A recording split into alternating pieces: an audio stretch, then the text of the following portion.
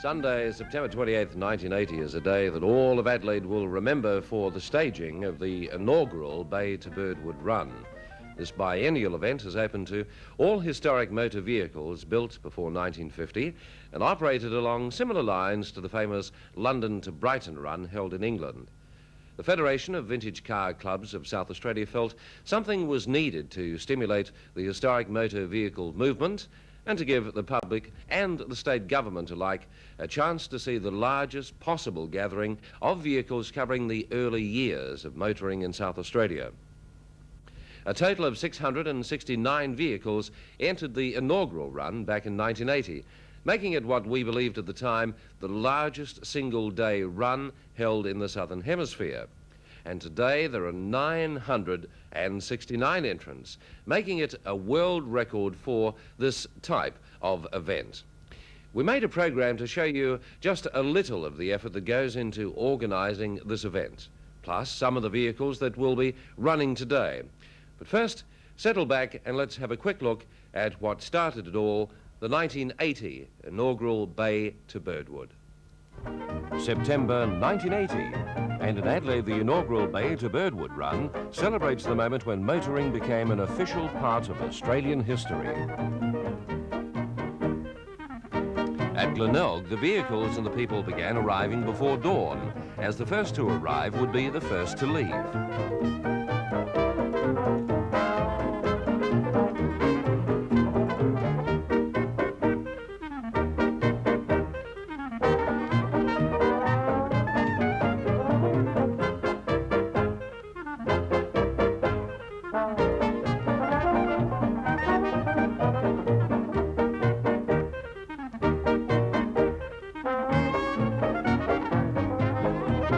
The route took the vehicles through Adelaide's northeastern suburbs and up to the hills, which would prove to be just a little hard going for some, but a casual, easy-going drive for others.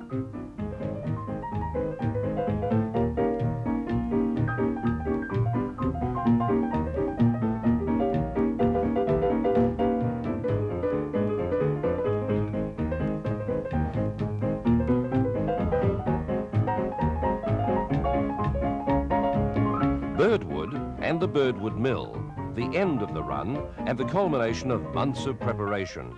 A time to relax and to view the greatest collection of Australiana on wheels the Southern Hemisphere had ever seen.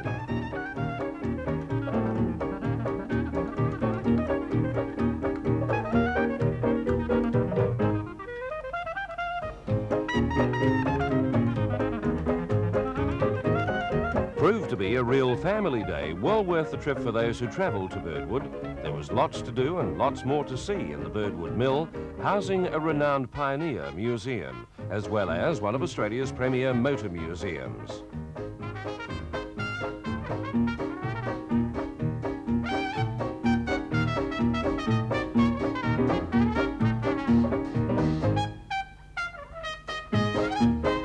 Finally, to the judging, which was so detailed that hairstyles and even footwear, as well as the car, came into consideration, but the trouble was well worth it.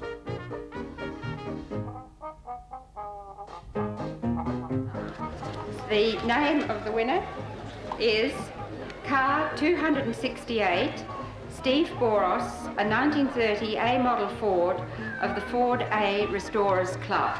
Congratulations to you. You must be very excited, of course, to be able to have your name too on the magnificent trophy, which will be displayed here, and that's valued, I believe, at something like $6,000.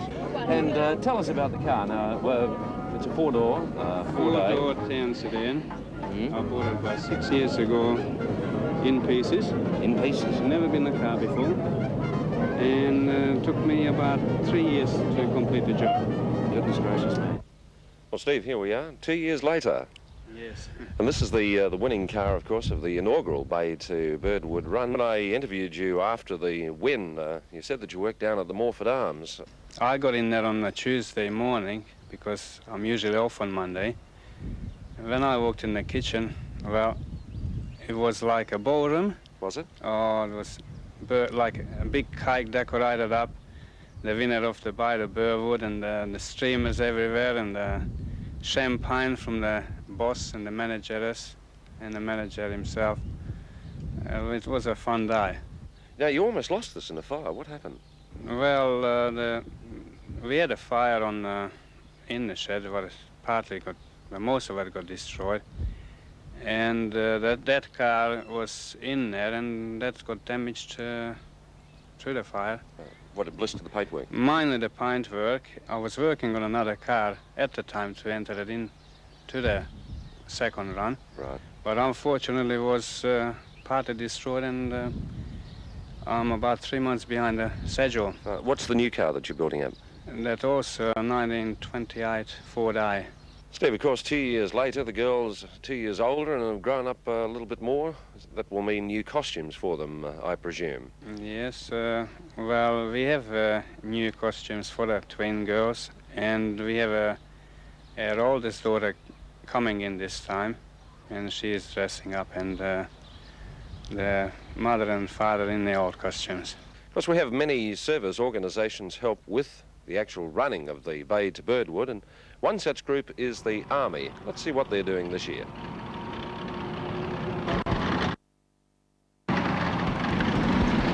Third Ninth role in the Bay to Birdwood rally is provide communications from the bay right through to Birdwood.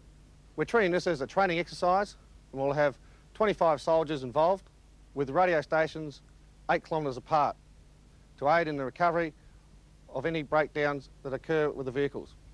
We'll be using the Manpack radio, the 77 set, which has an approximate range of 12 kilometres, but our radio points for this exercise will be 8 kilometres apart, allowing for voice communications from radio station to radio station. These will be positioned on the high features up in the hills area.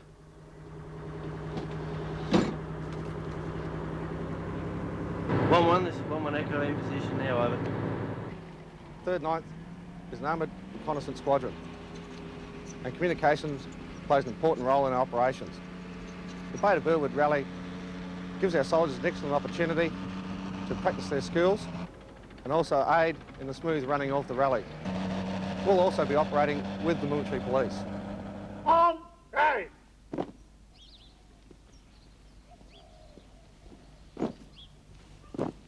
Ten, halt. Right, ready.